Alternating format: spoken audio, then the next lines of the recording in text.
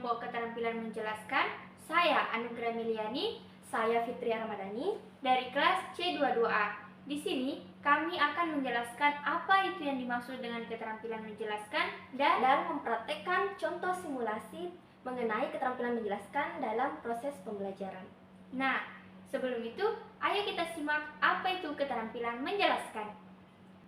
Nah, keterampilan menjelaskan adalah kegiatan mentransfer atau membagi sejumlah pengetahuan yang dimiliki guru berdasarkan kurikulum yang ada kepada peserta didik.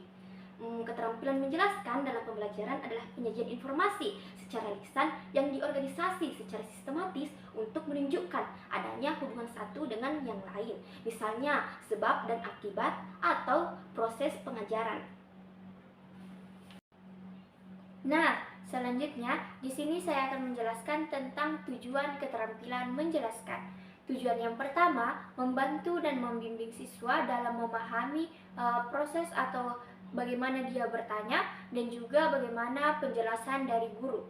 Dan yang kedua, membantu siswa dalam berpikir kritis dan memecahkan masalah. Tujuan yang ketiga yaitu membantu siswa atau memberikan kesempatan kepada siswa dalam timbal balik di proses pembelajaran, serta membantu siswa bagaimana cara dia bernalar dalam proses pemahaman yang dimiliki. Nah, tadi kami sudah menjelaskan tentang pengertian keterampilan menjelaskan dan tujuan keterampilan menjelaskan. Kali ini kami akan membahas sedikit mengenai ciri-ciri keterampilan menjelaskan. Nah, penyampaian informasi yang terencana dengan baik dan disajikan dengan urutan yang sesuai dengan tujuan yang diinginkan merupakan ciri utama keterampilan menjelaskan. Adapun ciri-ciri lain keterampilan menjelaskan yaitu persiapan materi, di mana materi harus dikuasai dan relevan dengan kemampuan siswa agar penjelasan lebih efektif. Kedua itu kejelasan, di mana bahasa yang digunakan harus sederhana dan jelas serta contoh yang relevan untuk memudahkan peserta didik memahami penjelasan yang telah kita berikan. Kemudian yang ketiga itu interaksi, di mana di sini kita melibatkan siswa dalam proses belajar melalui tanya jawab dan umpan balik untuk mengatasi kesalahpahaman yang ada sehingga penjelasan kita dapat diterima dengan baik oleh siswa. Selanjutnya, di sini saya akan menjelaskan bagaimana tahapan-tahapan komponen-komponen keterampilan menjelaskan dalam simulasi pembelajaran. Yang pertama, adanya perencanaan atau planning, di mana di proses ini ada dua tahapan yang harus diperhatikan. Yang pertama, pemberian materi dan juga yang kedua, penerimaan materi.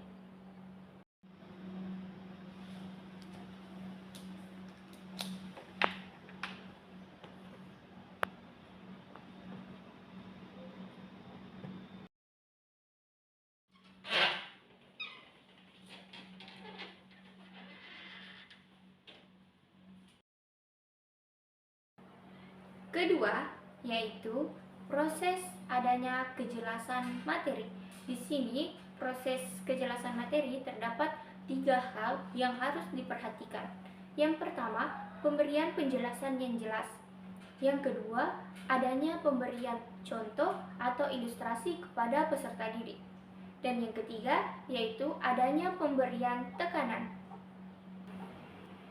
Nah, anak-anak, hari ini kita akan belajar nilai-nilai Pancasila. Nah, sebelum Ibu memulai pembelajaran kali ini, siapa yang tahu apa itu Pancasila? Saya, Bu. Ya, silahkan Anugrah. Nah, jadi Pancasila adalah suatu dasar negara yang dimiliki dari negara Indonesia. Nah, betul sekali. Jadi, Pancasila itu merupakan dasar negara Indonesia. Oke, nah di sini di slide yang sudah disediakan itu, Pancasila adalah dasar negara Indonesia yang seperti disebutkan tadi oleh Saudari Anugrah. Kemudian itu Pancasila terdiri dari 5 sila. Nah, siapa yang bisa menyebutkan 5 sila Pancasila?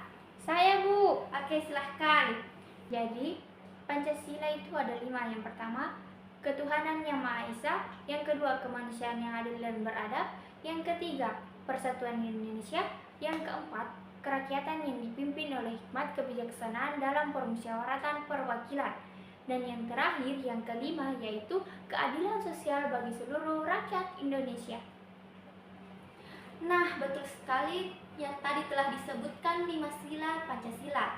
Nah, kata Pancasila itu berasal dari bahasa Sanskerta, yaitu panca yang berarti 5 dan sila yang berarti prinsip atau dasar.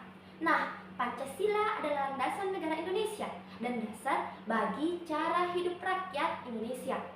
Nah, nilai-nilai Pancasila itu tadi ada 5, yaitu yang pertama ketuhanan yang Maha Esa, yang kedua kemanusiaan yang adil dan beradab, yang ketiga persatuan Indonesia, yang keempat kerakyatan yang dipimpin oleh hikmat kebijaksanaan dalam permusyawaratan perwakilan, dan yang kelima yaitu keadilan sosial bagi seluruh rakyat Indonesia.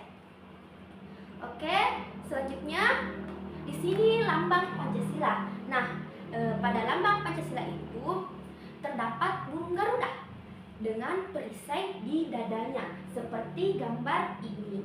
Lihat, ada gambar burung Garuda dan perisai yang berada tepat di dada burung Garuda. Nah, setiap sila dilambangkan oleh gambar di perisai. Oke, selanjutnya itu di sini sila pertama yang melambangkan itu bintang, di mana sila pertama itu ketuhanan yang Maha Esa, di mana di sini kita diajarkan untuk percaya dan taat kepada Tuhan. Nah, adapun contoh sikap yang mencerminkan setiap sila Pancasila dalam kehidupan sehari-hari. Untuk sila pertama yaitu berdoa sebelum makan. Nah, di sini siapa yang berdoa sebelum makan? Saya, Bu. Jadi sebelum saya makan, saya selalu baca doa sebelum makan. Doanya itu Bismillahirrahmanirrahim. Allahumma barik lana fima razaqtana wa qina azabannar. Amin. Nah, bagus sekali. Jadi sebelum kita makan, kita berdoa terlebih dahulu ya. Jadi kalian sudah mengamalkan sikap yang mencerminkan sila pertama, yaitu ketuhanan yang Maha Esa. Kemudian toleransi agama.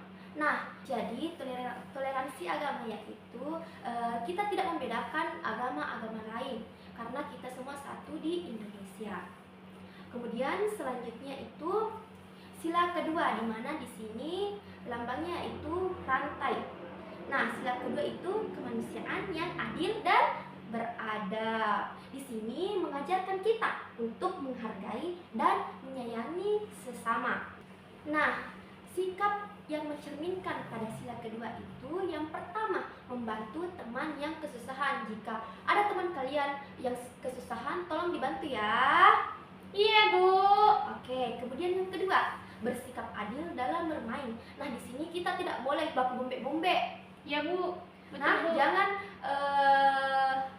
jangan berkelahi. Ya, jangan berkelahi. Betul sekali yang dibilang temannya, jangan berkelahi. Di sini kita harus hidup rukun. Kemudian pada sila ketiga yaitu pohon beringin, di mana bunyi sila ketiga itu persatuan Indonesia. Di sini mengajarkan kita untuk mencintai tanah air dan bersatu dalam keberagaman. Adapun contoh sikap yang mencerminkan sila ketiga yaitu menghargai perbedaan. Di sini kita harus saling menghargai perbedaan di antara kita. Ada yang berkulit coklat, berkulit putih, rambutnya keriting, rambutnya lurus, itu kita harus menghargai perbedaan yang ada. Nah, selain itu kita juga bisa menerapkan sikap Pancasila yang sila ketiga yaitu bergotong royong membersihkan kelas. Di sini kita bisa saling membantu dalam membersihkan kelas. Siapa yang sering membantu temannya membersihkan kelas? Saya, Bu. Saya sering menyapu. Sering kan juga bergotong royong di dekat rumah aku, Bu. Nah, bagus sekali. Jadi kalian semua sudah mencerminkan sikap sila ketiga yaitu persatuan Indonesia. Nah, selanjutnya yaitu sila keempat, yaitu melambangkan kepala banteng. Nah, di sini sila keempat yaitu kerakyatan yang dipimpin oleh hikmat kebijaksanaan dalam permusyawaratan perwakilan. Nah, di sini mengajarkan kita untuk musyawarah dalam mengambil keputusan. Nah, kira-kira apa ya contohnya? Siapa yang tahu? Nah, jadi contoh sila keempat yaitu berdiskusi. Misalnya dalam suatu kelompok itu kita harus pintar berdiskusi dengan teman kelompok kita dan harus mendengarkan pendapat-pendapat teman kita. Nah, betul sekali. Jadi, contoh penerapan sila keempat itu bisa berupa berdiskusi untuk membuat keputusan bersama. Seperti kita berdiskusi dalam menentukan ketua kelas, wakil ketua kelas, bendahara, dan sekretaris. Selain itu, kita juga dapat menerima pendapat teman dengan baik. Nah, contohnya itu pada saat kalian kerja kelompok.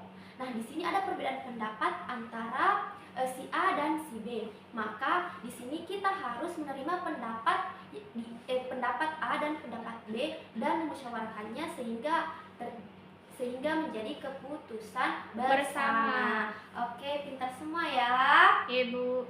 Nah, selanjutnya itu sila yang kelima, yaitu keadilan sosial bagi seluruh rakyat Indonesia, di mana lambangnya yaitu padi dan Kapas. betul sekali. Nah, pada sila kelima ini mengajarkan kita untuk bersikap adil dan membantu Sesamanya. ya, membantu sesama.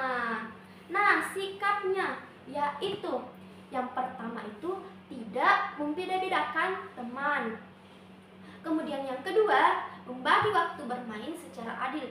Jadi di sini kalian harus membagi waktu bermain secara adil. Tidak boleh cuma satu orang yang terus bermain, sedangkan tidak mengajak temannya yang lain. Jadi harus sama rata semuanya, harus bermain bersama-sama.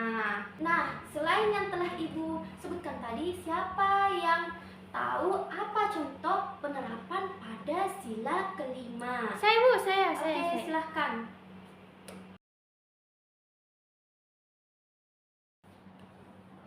Assalamualaikum anak-anak. Waalaikumsalam, Ibu. Nah, di sini Ibu memiliki hadiah untuk kalian. Berhubung Ibu dari tugas di luar kota. Ini untuk kita ya. Terima kasih, Bu. Dan ini untuk Jumriani. Terima kasih, Bu. Semoga anak-anak suka ya. Iya, Bu. Oke. Nah, betul sekali. Selain untuk para peserta didik, seorang guru juga tidak boleh membeda-bedakan peserta didik yang satu dengan yang lainnya. Nah, itulah tadi contoh simulasi yang mencerminkan sila kelima. Nah, kan di sini masih ada 4 sila lagi. Siapa yang ingin memberikan contoh? Wah, semuanya sudah mengerti ya mengenai sikap yang mencerminkan nilai-nilai pada setiap Pancasila. Yang ketiga, feedback. Feedback artinya timbal balik antara guru dan juga peserta didik atau peserta didik ke guru. Di sini guru memberikan kesempatan kepada peserta didik untuk memberikan timbal balik atau umpan balik yang telah dia pahami tentang materi pada proses pembelajaran yang telah berlangsung. Nah, sebelum itu Ibu ingin mengetes kalian nih, apakah kalian benar-benar paham tentang materi yang telah kita jelaskan. Nah, siapa satu orang yang bisa naik untuk menyimpulkan materi yang telah Ibu jelaskan? Saya Bu, saya. Ya, silahkan. Nah, jadi materi yang saya pahami selama proses pembelajaran hari ini yaitu tentang nilai-nilai Pancasila. Jadi Pancasila ini ada 5, lalu arti dari Panca itu artinya 5, dan ini silanya.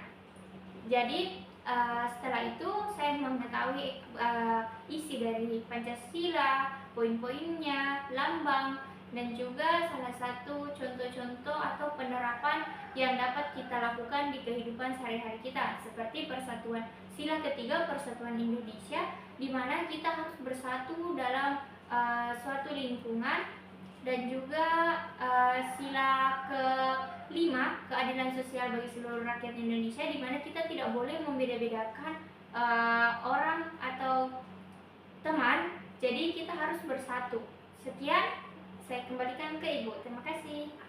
Nah, itulah materi kita pada hari ini. Semoga anak-anak sekalian dapat memahami penjelasan dari Ibu. Sekian dari Ibu. Wassalamualaikum warahmatullahi wabarakatuh.